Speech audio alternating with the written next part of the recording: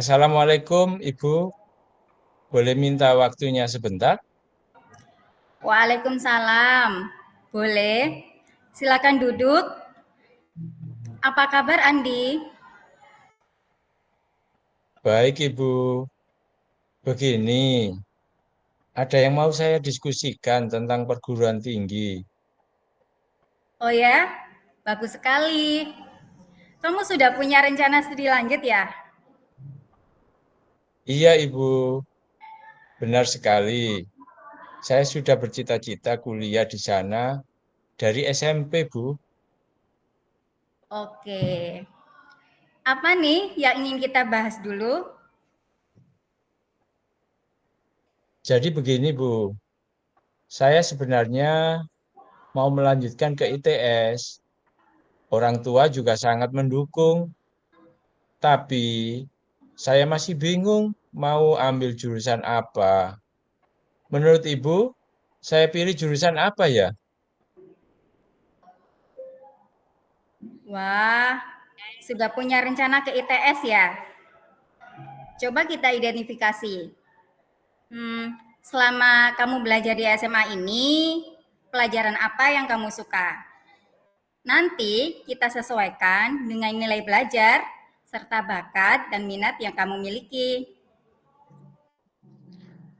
Saya suka pelajaran menghitung, Ibu, yang ada di jurusan IPA. Sayang, Dari saya kan anak IPA, Ibu. hmm, dari beberapa pelajaran menghitung yang ada di jurusan IPA, kamu suka yang mana? Em, saya suka semua sih, Bu. Bagi saya, pelajaran menghitung itu seru dan menantang. Saya jadi sangat bersemangat kalau waktunya fisika, kimia, dan matematika. Tapi yang paling saya suka ya pelajaran matematika sih, Bu. Oke, jadi kamu paling suka matematika ya? Nah, bagaimana dengan nilai matematikamu selama ini? Alhamdulillah, nilai saya cukup memuaskan sih, Bu. Hampir semua nilai matematika saya berada jauh di atas rata-rata. Tapi semester 5 ini rada turun, Bu. Loh, kenapa? Hehehe. Saya jarang belajar, Bu. Keseringan ngegame. Waduh, kalau dari apa yang sudah Andi sampaikan tadi, kamu suka sekali dengan pelajaran matematika. Hanya saja semester kemarin sempat turun ya. Iya, Bu. Saya sempat merasa sudah bisa. Jadi kurang fokus dan malah bermain game. Kalau saya boleh tahu nih, cita-cita kamu apa sih Andi? Saya sih ingin jadi pegawai kantoran gitu, Bu. Yang kerjanya tidak jauh dari menghitung, seperti data analisis atau ahli statistik, mungkin seperti itu, Ibu. Wah, keren sekali. Dari kemampuan belajar kamu sih, Ibu lihat sepertinya dapat terwujud. Nah, sebenarnya kamu sudah tahu loh jurusan yang cocok untuk kamu di ITS itu apa? Iya juga ya, Bu. Kenapa tidak terpikirkan oleh saya kalau selama ini saya minat sekali dengan matematika? Iya, dan lomba yang sering kamu ikuti juga matematika loh. Benar juga, Bu. Saya beberapa kali ikut kompetisi di matematika. Nah, Andi kan sudah bisa mengamati kemampuan yang dimiliki ya. Menurut kamu, mana yang akan kamu pilih? Kalau dilihat dari kemampuan saya, sepertinya saya lebih yakin ke matematika sih, Bu. Oke, jadi Andi memilih matematika. Nah, sekarang apa yang akan Andi lakukan agar dapat diterima di jurusan matematika ITS yang Andi inginkan? Saya akan berusaha fokus belajar untuk memperbaiki nilai yang turun kemarin, mengikuti seleksi masuk ITS, baik jalur prestasi maupun seleksi nasional. Kemudian saya juga pernah ikut lomba loh Bu, OMITS itu dan juara 2. Mungkin itu juga bisa membantu saya memiliki peluang lebih besar diterima di sana ya Bu. Luar biasa. Kamu sudah mampu menentukan langkah loh yang akan diambil sebagai usaha agar dapat diterima di sana. Iya Bu, saya akan berusaha meningkatkan belajar saya, terutama di mata pelajaran matematika, agar nilainya dapat naik kembali. Kemudian banyak berdiskusi dengan teman yang mahir matematika, rajin mengikuti bimbingan kelas 12, karena saya sangat ingin sekali masuk ITS. Saya juga akan berusaha mencari informasi seleksi pendaftaran yang akan dibuka perguruan tinggi tersebut ya Bu. Betul sekali. Saya melihat rencana persiapan kamu untuk masuk ke ITS sudah sangat matang. Nah, sekarang apa yang akan kamu lakukan dalam waktu dekat? Saya akan aktif mengikuti kelas, fokus belajar, dan mulai mempersiapkan persyaratan pendaftaran untuk nanti. Dan yang paling penting mengurangi bermain game tadi, Ibu. Oke Andi, sudah sangat bagus sekali. Minggu depan boleh kita ketemu lagi? Saya ingin dengar cerita kamu. Apakah rencana untuk minggu depan ini terlaksana dengan baik? Baik, Bu. Siap. Sip, tetap semangat ya. Kita ketemu minggu depan di tempat yang sama. Iya, Bu. Saya permisi kembali ke kelas, ya, Bu. Iya, silahkan. Terima kasih sudah berkenan hadir ke ruang BK. Sama-sama, Ibu. Assalamualaikum. Waalaikumsalam.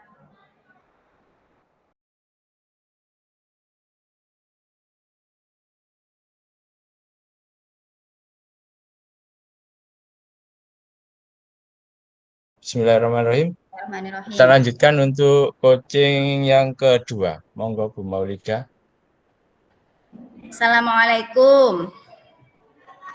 Waalaikumsalam. Maaf Pak, bisa mengganggu waktunya sebentar? Silakan, Ibu. Barangkali ada yang bisa saya bantu hari ini. Begini Pak, saya ingin meningkatkan kompetensi dalam mengelola kelas.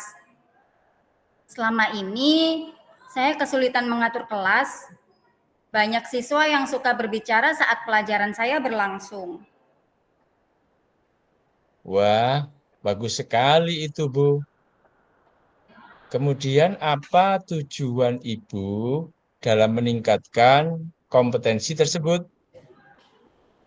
Saya itu ingin sekali menciptakan kelas yang kondusif dan menyenangkan bagi siswa, sehingga siswa bisa merasa nyaman di dalam kelas, Pak. Oh, begitu. Untuk mencapai tujuan tersebut, Ibu, apa yang sudah Ibu Maulida lakukan? Hmm, saya sudah mencoba berbagai metode pembelajaran sih, Pak, tapi belum ada yang benar-benar efektif menurut saya. Oh, gitu ya. Apa yang menjadi tantangan Ibu dalam mencapai tujuan tersebut? Apa ya? Saya masih kesulitan untuk mengendalikan siswa yang suka berbicara saat pelajaran berlangsung. Sehingga suasana kelas saya tidak kondusif, yang mengakibatkan anak yang aktif jadi terganggu dalam belajarnya. Iya, iya, iya, iya. Apa yang Ibu butuhkan untuk mencapai tujuan tersebut? Saya membutuhkan strategi untuk mengendalikan siswa yang suka berbicara itu tadi loh Pak, saat pelajaran berlangsung. Menurut Pak Andi, apa ada ya strategi lain yang bisa saya terapkan untuk membantu saya menciptakan kelas yang kondusif? Saya sangat berharap Pak ada strategi baru. Baiklah, mari kita bahas strategi untuk mengendalikan siswa yang suka berbicara saat pelajaran berlangsung. Pertama-tama, Ibu, kita perlu memahami penyebab siswa suka berbicara saat pelajaran berlangsung. Apakah karena mereka tidak memahami materi pelajaran? Kemudian, apakah karena mereka bosan? Dan juga, atau apakah karena mereka ingin menarik perhatian? Apa ya? Saya pikir karena mereka tidak memahami materi pelajaran mungkin Pak. Mereka bingung mau melakukan apa. Jadi ya gitu, yang dilakukan mengganggu teman-temannya di kelas. Oh, masalahnya itu ya, Bu. Jadi, jika demikian, kita perlu memberikan penjelasan yang lebih jelas dan menarik kepada siswa. Kita juga bisa menggunakan metode pembelajaran yang lebih bervariasi agar siswa tidak bosan. Maulida bisa mencoba menggunakan metode Jigsaw dan menyelipkan ice breaking di sela-sela pembelajaran berlangsung. Agar apa? Agar mereka bisa senang, mereka bisa rileks, dan pelajaran bisa dilanjutkan kembali. Oh, iya juga ya Pak. Saya belum pernah sih menerapkan metode itu. Nanti coba akan saya coba praktekkan di kelas saya. Semoga saja bisa mengkondisikan anak-anak lah Pak. Iya, betul sekali. Selain itu, Ibu, kita juga perlu memberikan penguatan positif kepada siswa yang tidak berbicara. Kita bisa memberikan pujian atau penghargaan kepada siswa yang diam dan mendengarkan pelajaran. Nah, ini saya juga belum pernah melakukan ini Pak. Selama ini fokus saya kan terpecah. Saya lebih memperhatikan siswa-siswa yang ramai di kelas dibanding mereka yang ingin belajar dengan baik. Akan saya coba lakukan, Iya, Pak. betul. Iya, silakan Ibu. Bagaimana Bu Maulida? Apakah Ibu sudah memiliki gambaran tentang strategi yang akan dilakukan? Iya, Pak Andi. Saya sudah mulai mempunyai gambaran apa saja yang harus saya lakukan saat di kelas nanti. Semoga masukan dari Pak Andi tadi tentang metode baru Jigsaw bisa menjadi metode terbaik untuk mengkondisikan anak-anak menjadi kondusif. Iya, baiklah. Saya rasa kita sudah selesai untuk hari ini. Silakan Ibu implementasikan strategi tersebut untuk menentukan mereka agar tercapai tujuan yang diharapkannya. Dan beritahu saya hasilnya nanti ya, Bu.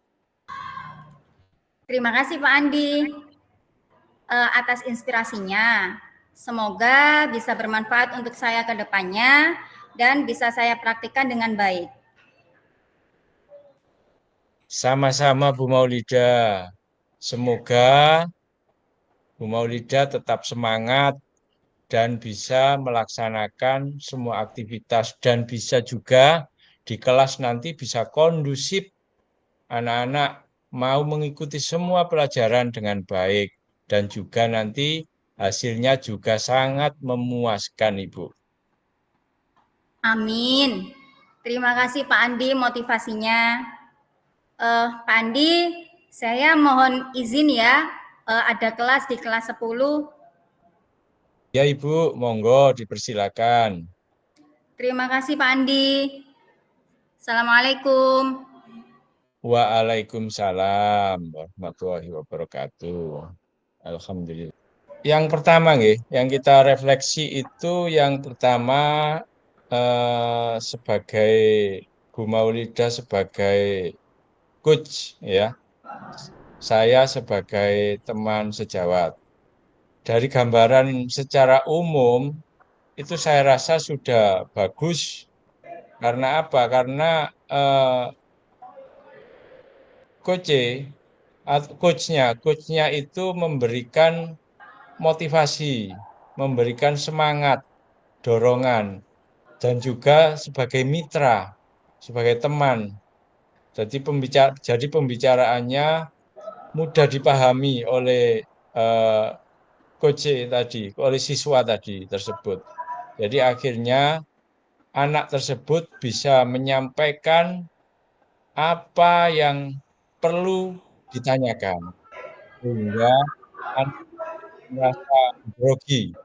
Terkadang kalau kita bertemu dengan coach atau biasanya supervisi, kalau tidak didahului dengan sebagai mitra atau teman sejawat, sebagai apa teman gitu, akan menjadi rasa canggung atau grogi tersebut. Itu dari penilaian saya selaku apa merefleksi Bu Maulida sebagai coach, sebagai memberi motivasi kepada anak tersebut. Itu. Terima kasih. Terima kasih Pak Andi. Giliran saya untuk merefleksi kasus kedua, nggih. Nggih. Di mana saya posisinya sebagai kunci dan Pak Andi sebagai coach. Di kasus kedua ini kan permasalahannya kunci ini kesulitan menentukan metode pembelajaran yang baik supaya bisa mengkondisikan kelas jadi kelas yang kondusif.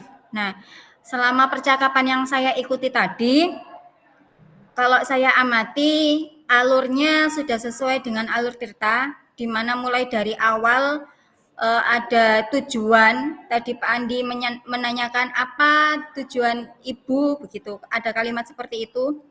Kemudian ada identifikasi, ada rencana aksi, dan ditutup dengan tanggung jawab. Nah, selama proses pelaksanaan coaching ini tadi, saya merasa saya tidak menghadapi orang yang lebih di atas saya, tapi saya merasa saya berada di posisi yang setara. Jadi bisa jadi mitra tadi dengan coach-nya. Dan coach saat memberikan umpan balik komunikasi dari saya itu kalimatnya tidak mencari solusi, tapi beliau menuntun, kemudian memberikan gambaran-gambaran apa yang kira-kira bisa dilakukan oleh kunci untuk